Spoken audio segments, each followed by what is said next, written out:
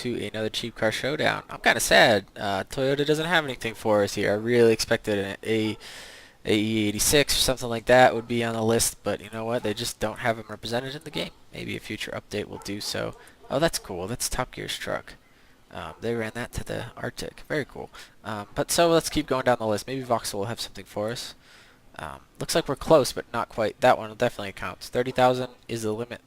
So we've got two cars to run Vauxhall through, both front-wheel drive, an Astra and a Corsa. So let's see how the Corsa does.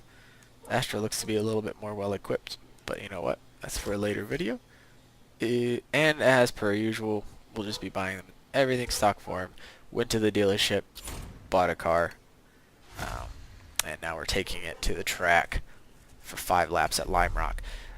Lime Rock seems to be short enough and challenging enough to get the best out of these cars. It doesn't have all the types of corners that I was looking for, but it does have long sweeping corners, very high speed corners, and uphills to exploit the lack of power in these cheaper cars, and downhills to kind of give it back.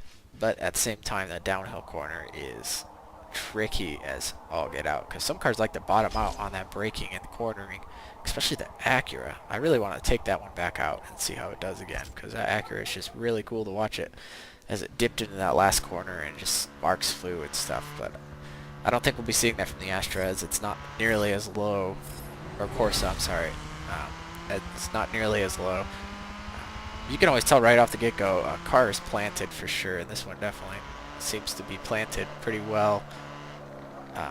It is quite funny to say that about this car, but you know what? It's got the power for sure, and the fastest car is at this point a front-wheel drive Mazda Speed 3. So you never know what's going to be at the top of this leaderboard, as it is just a bag of random chance for sure. Because what are you going to get for under 30,000? Who knows? Got the power to burn one of the tires out around the corner. Definitely got some good pick up and go. Who knew? As I've never actually driven a Vauxhall. We don't have them in the Americas. I live in Mexico currently, but I grew up in America, and now we don't have them. Haven't seen them here, haven't seen them there. Sorry guys from other places, but to me they're a mystery. So I had no idea if this car would be quick or slow. It's definitely got the look of a nice hot hatch. So, but first lap under a minute 10. That's a very good sign. Hard brake.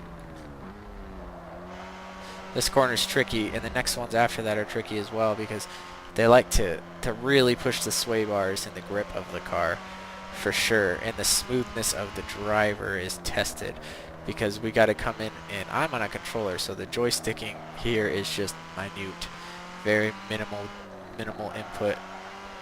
And then the next couple of corners are hands down my favorite, as you get to really test your cojones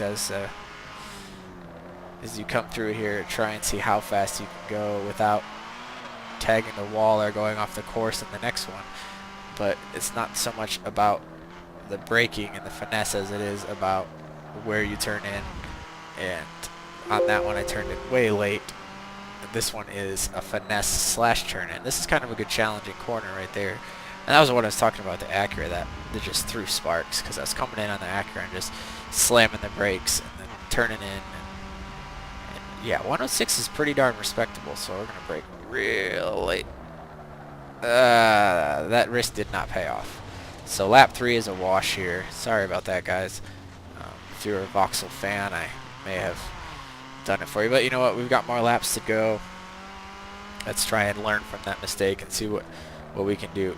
And these wash, like, oops, he made a mistake runs. It's alright. You got a dirty lap. Go ahead and learn on the dirty lap. Don't learn on your clean laps. Learn on your dirty laps.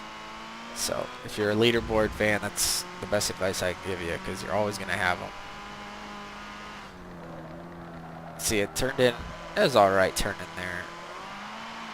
We try and turn in at the cones, but it takes some serious bravery to go ahead and do that, because the cones are just, see, they seem like they're too far forward in some corners, especially this one.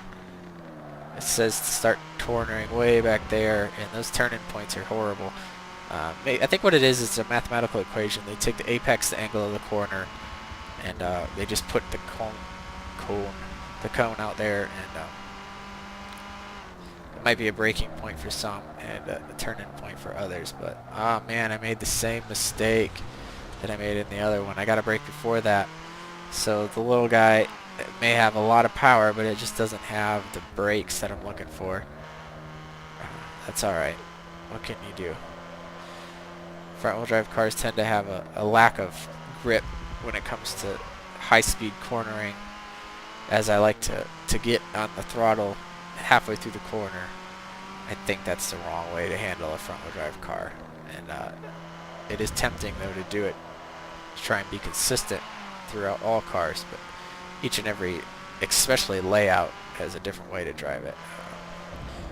Yeah, that's one thing I really do like about this game, is that it do definitely emphasize the layout of the car, whether that be rear-wheel drive, all-wheel drive, front-wheel drive, but they also emphasize where the engine lays out, and you can really see that in this car. Front-wheel drive cars, front engine front-wheel drive, which I guess why would you have a mid-engine front-wheel drive? Braking earlier than I did last time. But yeah, you can see that the car gets pushed around by the weight, where the majority of the weight is. That's pretty true to form in real life as well. But of course with rear-wheel drive cars and the front engine, that's a little different because you got the rear end coming out, stuff like that, so who knows. But the little Vauxhall here is doing pretty well. I'd be very happy if I came back from the dealership with a hot hatch and I would expect to do a little bit slower than this and be a little less fun. So this is a pretty sporty little guy for sure for under 30. Actually, I think this one was right at 30 if I do remember right. But I gotta catch that ghost, so I'm gonna try and keep my speed up through here and get the throttle down a little early. There we go. See how much difference I can make just by hitting one corner right now. If I could string every single corner together, we'd be in business. But that is a respectable time. A little bit expensive, but I believe the Mazda was right up there with it. So what are we looking at here? Come on. So we're looking at 1 minute 6 seconds, almost 0.5, but 0.459. Pretty respectable, and I'm gonna put the leaderboard up and show you where it's at right here. Like I always say, thanks for watching and giving me 5 minutes and 42 seconds of your time. I'll see you in the next one. Got another Vauxhall to run.